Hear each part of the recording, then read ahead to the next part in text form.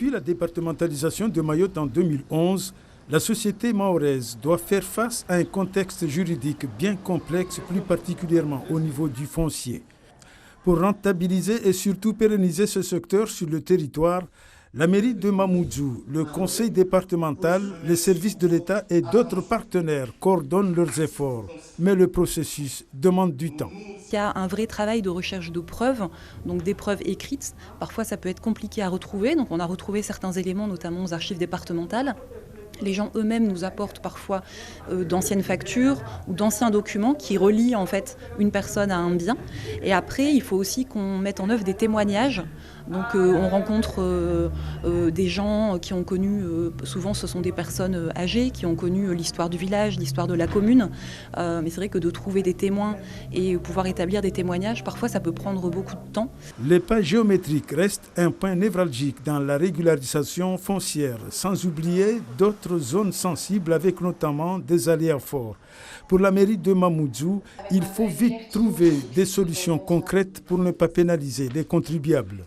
Aujourd'hui, avec les droits communs, c'est très compliqué. Avec les risques et les aléas forts, très compliqué. Et donc, je exhorte tout le monde à venir encore se concerter de nouveau, à simplifier ces règles afin qu'on puisse enfin commencer ce développement durable et sur les logements, l'habitat de Mayotte. Le conseil départemental possède 40% du foncier à Mayotte. Il insiste sur une prise de conscience collective.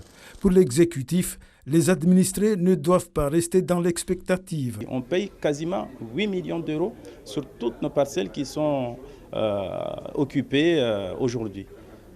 C'est un peu pénalisant pour le département, mais ça peut avoir un impact sur l'avenir des enfants. Donc j'encourage encore les Mahorais à venir régulariser le foncier dont ils ont occupé tout simplement depuis un certain temps.